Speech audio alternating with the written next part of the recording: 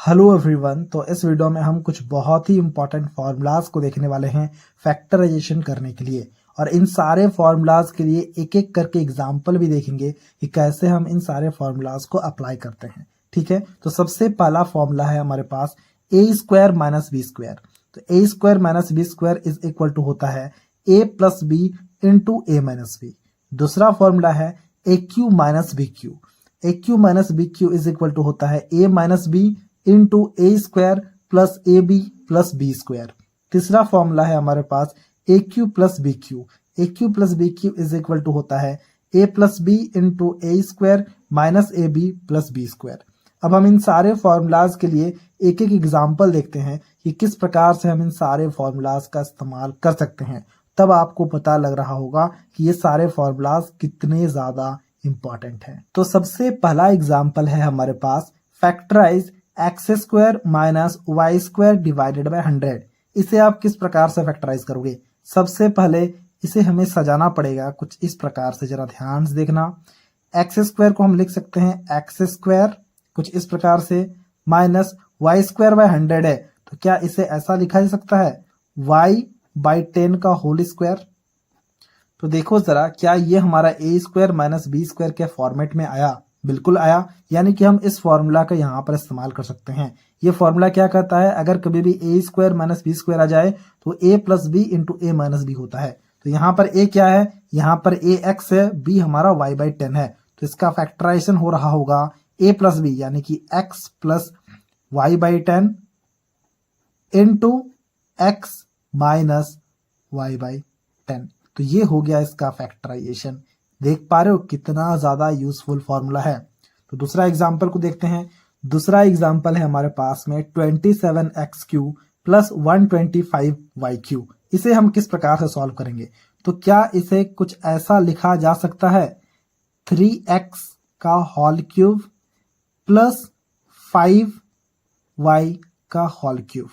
देखो 3 को अगर आप 3 टाइम मल्टीप्लाई करोगे 27 आएगा, 5 को अगर आप 3 टाइम्स मल्टीप्लाई करोगे तो 125 आएगा, यानी कि इसे कुछ इस प्रकार से लिखा जा सकता है। देखो ये कौन सा फॉर्मूले में आ गया, क्या ये फॉर्मूला नंबर 2 है या फिर फॉर्मूला नंबर 3 है? देखो ये फॉर्मूला नंबर 3 है, यानी कि a cube plus b cube अगर कभी भी आ जाए तो वो होता है a plus b into a square minus a b plus b square.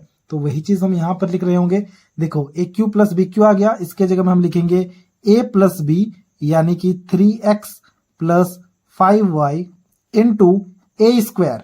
अब ए स्क्वायर का मतलब क्या होता है यहाँ पर? देखो ए स्क्वायर का मतलब 3 का स्क्वायर, तो हमने लिखा यहाँ पर 3 का स्क्वायर माइनस ए बी, क्या है अच्छे से कंफर्म कर लो, हाँ minus a into b plus b square. ठीक है, तो हम यहाँ पर लिखेंगे minus a into b. A है हमारे पास में 3x और बी है हमारे पास में 5y प्लस बी स्क्वायर यानी कि 5y का होल स्क्वायर।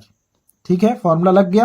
अब आप इसे कैलकुलेट कर लो, तो ये हमारे पास में आ रहा होगा 3x प्लस 5y, राइट, और ये हमारे पास में क्या हो रहा होगा 3x का होल स्क्वायर यानी कि 9x स्क्वायर, और यहाँ पर क्या होगा 3 इंटू 5 माइनस है तो 15 x इंटू वाई यानी कि xy, और ये क्या हो रहा होगा 5 का स्क्वायर होता है 25 और y का स्क्वायर हो जाएगा y स्क्वायर।